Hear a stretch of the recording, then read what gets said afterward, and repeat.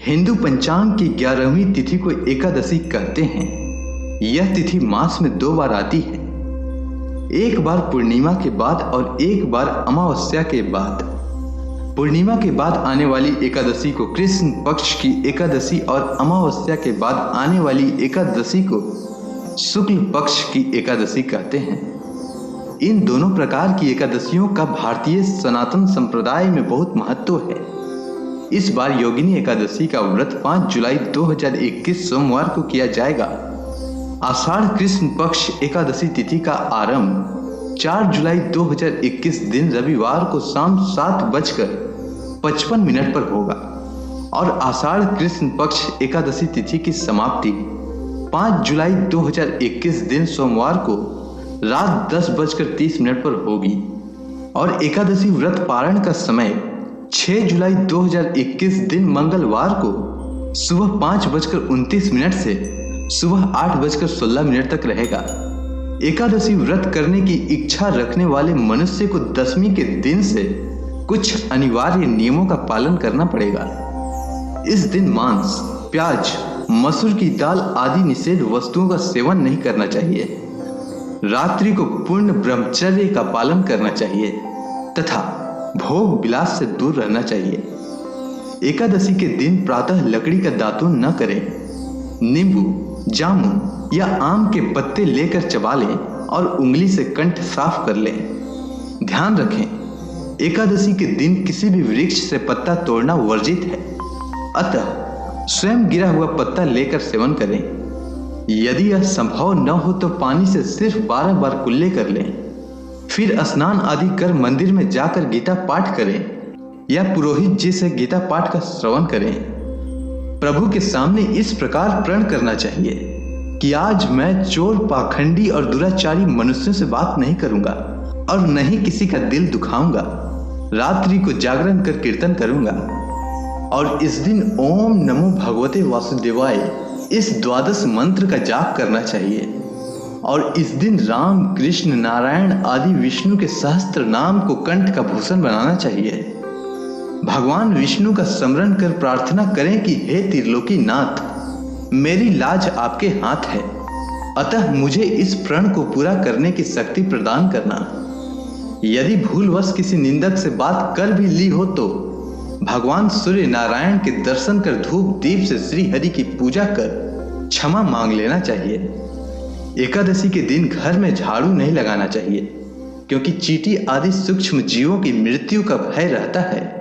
इस दिन बाल नहीं काटना चाहिए, नहीं अधिक बोलना चाहिए क्योंकि अधिक बोलने से मुख से न बोलने वाले शब्द भी निकल जाते हैं। इस दिन तुलसी जी का पत्ता नहीं तोड़ना चाहिए, तुलसी जी का पूजन करना चाहिए और अगर आपको तुलसी जी का पत्ता उपयोग करना है तो तुलसी जी के नीचे गिरे हुए पत्तों का उपयोग कर सकते हैं और इस दिन तुलसी जी को जल अवश्य देना चाहिए।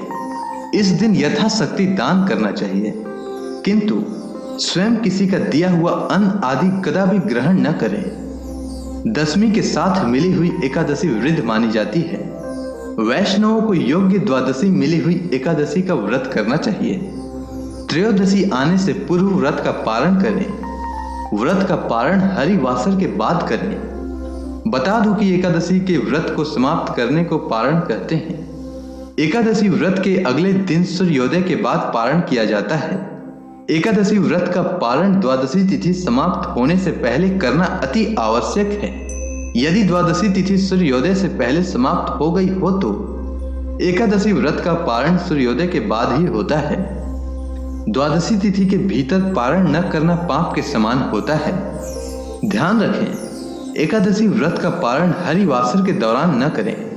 जो श्रद्धालु व्रत कर रहे हैं उन्हें व्रत तोड़ने से पहले हरिवासर समाप्त होने की प्रतीक्षा करनी चाहिए।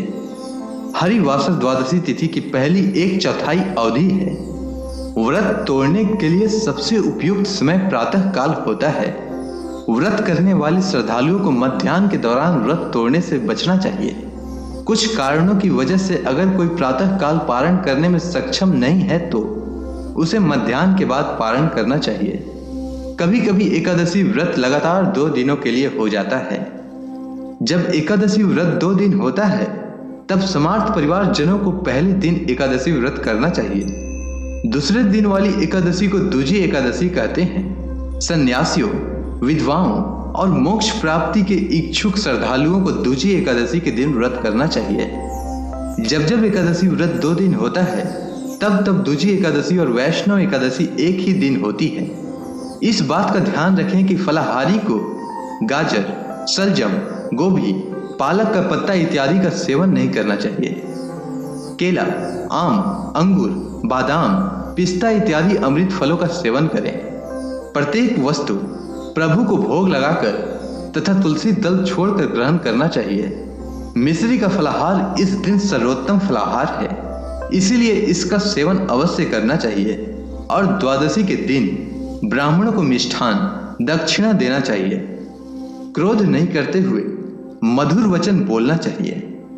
उम्मीद है योगिनी एकादशी से जुड़ी जानकारी आपको अच्छी लगी होगी।